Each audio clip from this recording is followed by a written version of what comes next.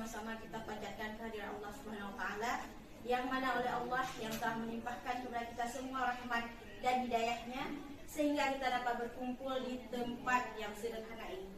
Selanjutnya selawat beriring salam tidak lupa pula kita sanjung sajikan ke pangkuan Nabi besar Muhammad sallallahu alaihi wasallam yang mana oleh Nabi Muhammad yang telah membawa umat manusia dari alam jahiliyah kepada alam yang penuh dengan ilmu pengetahuan seperti yang kita rasakan saat ini.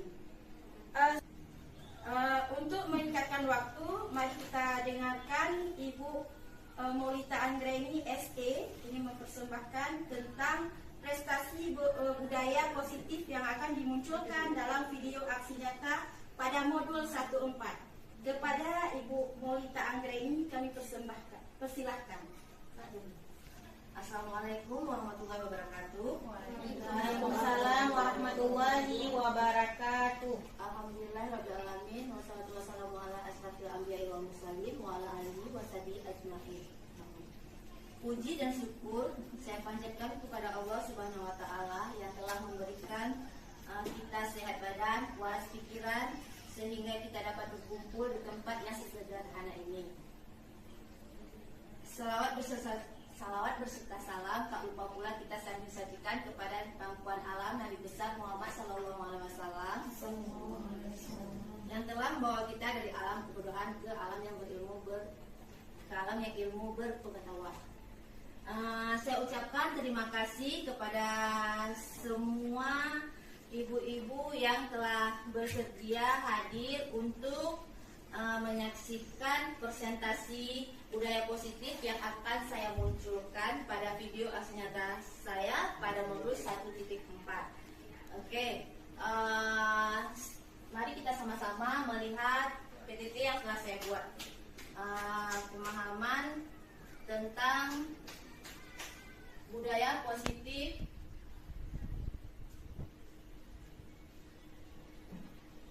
Oke, perkenalkan nama saya Maulita Anggreni, sarjana ekonomi, calon guru penggerak angkatan 11 Aceh Utara.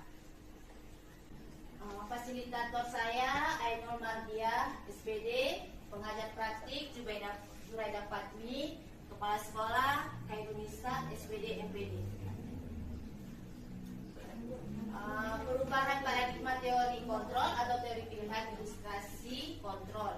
Yang pertama, ilusi guru mengontrol murid. Yang kedua, ilusi bahwa kritik yang membuat orang bersalah dapat menguatkan karakter. Ilusi bahwa semua penguatan positif efektif dan bermanfaat. Yang terakhir, ilusi bahwa orang dewasa memiliki hak untuk memaksa. Selanjutnya, perubahan paradigma stimulus respon teori kontrol atau teori pilihan. Untuk stimulusnya, kita bisa melihat di sini kita mencoba mengubah orang agar berpandangan sama dengan kita. Perilaku buruk dilihat sebagai suatu kesalahan. Orang lain bisa mengontrol saya bisa mengontrol orang lain. Pemaksaan ada pada saat ditunjukkan gagal. Model berpikir menang kalah. Untuk selanjutnya teori kontrol atau pilihan. Kita berusaha memahami pandangan orang lain tentang dunia.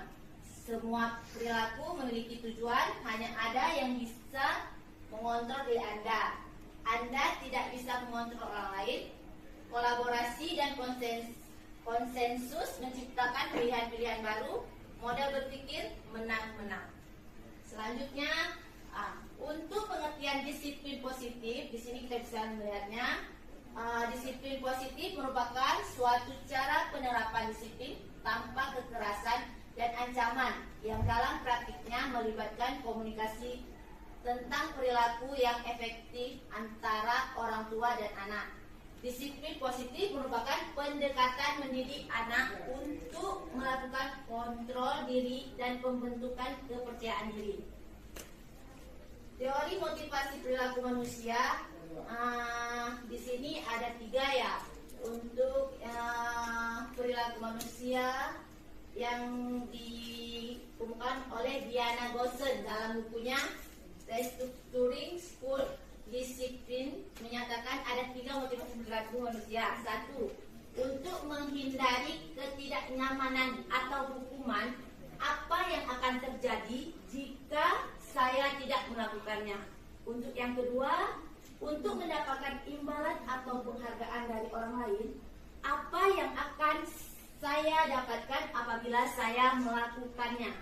Untuk yang ketiga, untuk menjadi orang yang mereka inginkan dan menghargai diri sendiri dengan nilai-nilai yang mereka percaya.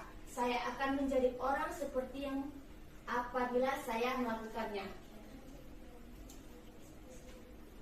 Untuk restitusi, pengertian dari restitusi itu sendiri adalah proses menciptakan kondisi bagi murid untuk memperbaiki kesalahan mereka sehingga mereka bisa kembali pada kelompok mereka dengan karakter yang lebih kuat. Restitusi juga merupakan proses kolaboratif yang mengajarkan murid untuk mencari solusi untuk masalah mereka dan membantu murid berpikir tentang orang seperti apa yang mereka inginkan, atau dalam konteksnya tujuan mulia mereka ya, dan bagaimana mereka harus memperlakukan orang lain. Oke, selanjutnya 9 ciri restitusi. Yang pertama, bukan untuk menebus kesalahan, namun untuk belajar dari kesalahan. Untuk nomor 2, memperbaiki hubungan. Yang selanjutnya, tawaran bukan paksaan. Yang selanjutnya, restitusi menuntut untuk melihat ke dalam diri. Terus restitusi menjadi kebutuhan dasar yang mendasari tindakan.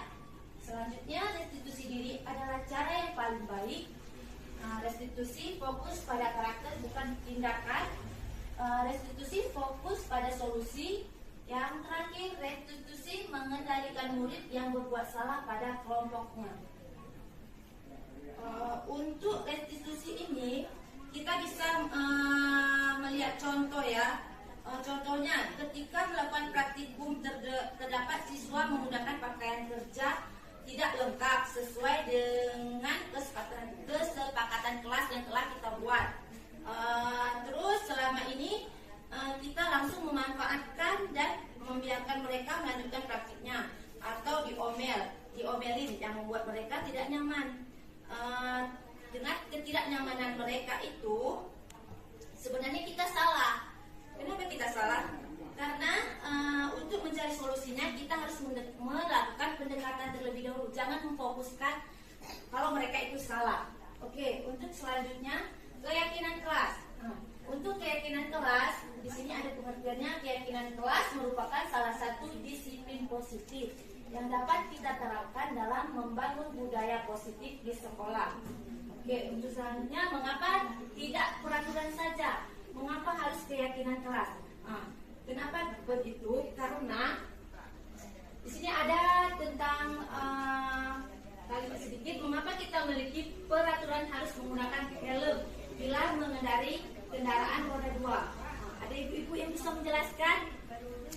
Karena untuk keselamatan. Ya, yang pertama untuk keselamatan diri kita sendiri ya. Untuk yang selanjutnya, mengapa kita memiliki peraturan 3M? Menggunakan masker, mencuci tangan, dan menjaga jarak 1,5 meter. Waktu dalam corona ya. Untuk keselamatan kita juga ya kan? Iya. Oke, untuk selanjutnya, mengapa kita memiliki peraturan harus datang tepat waktu pada saat mengikuti pelatihan? Disiplin. Oke, untuk disiplin. Yang selanjutnya, untuk mendukung motivasi intrinsik, kembali ke nilai-nilai atau keyakinan-keyakinan lebih menggerakkan seseorang dibandingkan mengikuti serangkaian peraturan. Next, selanjutnya, ini perbedaan antara peraturan dan keyakinan. Kalau peraturan selalu kembalikan buku ke tempatnya. Ini contohnya ya untuk peraturan. Untuk selanjutnya, dilarang mengganggu orang lain. Hadir ke sekolah 15 menit sebelum pembelajaran dimulai. Dilarang melakukan kekerasan, habis itu gunakan masker, jangan berlari di kelas. Itu untuk peraturan. Kalau untuk keyakinan kelas berarti tanggung jawab, menghormati orang lain, berkomitmen, keselamatan, menghormati orang lain, keselamatan dan keamanan. Itu yang termasuk ke disiplin kelas ya tadi ya. Oke, untuk kebutuhan dasar manusia. Untuk kebutuhan dasar sendiri kita ada 5 kebutuhan dasar manusia yang harus kita penuhi. Ini menurut Dr. William Glasser. Yang pertama, kebutuhan untuk bertahan hidup, ya kan? Habis itu kebutuhan untuk merasa diterima, kebutuhan akan kebebasan atau freedom. Keempat, kebutuhan akan kelima, kebutuhan akan penguasaan atau power. Selanjutnya, 5 posisi kontrol yang ada pada seorang guru. Yang pertama, penghukum. Kedua, membuat orang merasa bersalah. Yang ketiga, teman, pemantau. Yang keempat, yang kelima, manajer. Nah, ini segitiga restitusi. Untuk segitiga restitusi, kita dalam dunia pendidikan kita dapat melakukan disiplin diri kepada peserta didik melalui segitiga restitusi.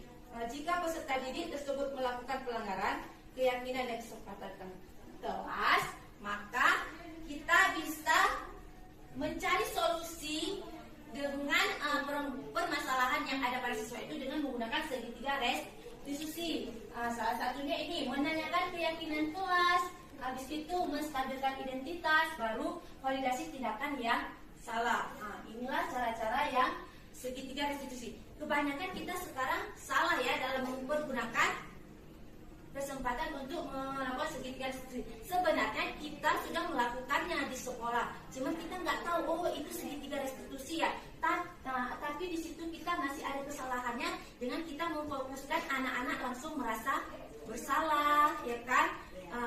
Terus membuat anak kita kan selalu menegur anak langsung di hadapan mereka dan teman-temannya. Itu sebenarnya salah, itu bukan termasuk restitusi, segitiga restitusi. Oke, untuk selanjutnya ini untuk membuat anak yang merasa gagal karena berbuat salah menjadi positif terhadap dirinya.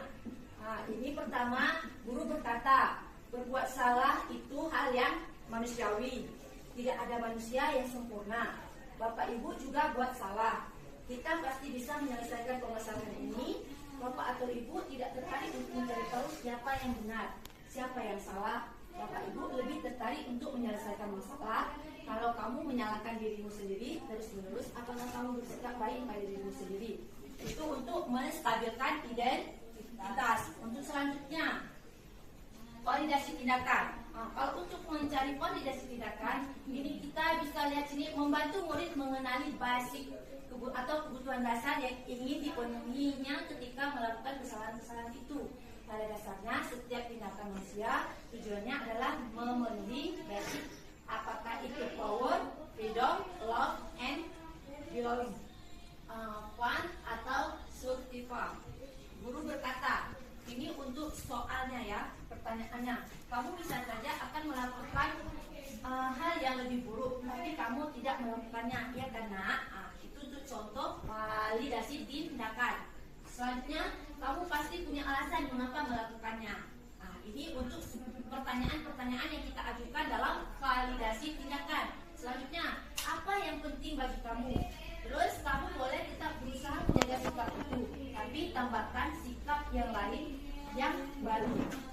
Selanjutnya, maukah kamu belajar cara lain untuk mendapatkan yang kebutuhan tanpa harus memukul? Selanjutnya, apakah kamu bisa melakukan dengan baik untuk hari esoknya lagi? Selanjutnya, ini untuk tahap menanyakan keyakinan. Untuk tahap menanyakan keyakinan, anak-anak melihat kesalahannya dihubungkan dengan norma sosial dan nilai-nilai yang mendasari manusia berinteraksi dengan orang lain. Untuk contoh pertanyaan yang guru yang berikan, kita bisa mengambil di sini apa nilai yang kita percaya di kelas atau sekolah kita. Selanjutnya, nilai-nilai universal apa yang telah kita sepakati. Terus kelas yang ideal itu seperti apa sih? Kamu ingin jadi anak seperti apa? Terus apa yang kamu rasakan ketika kamu melakukan itu? Kamu menjadi orang yang seperti apa? Selanjutnya,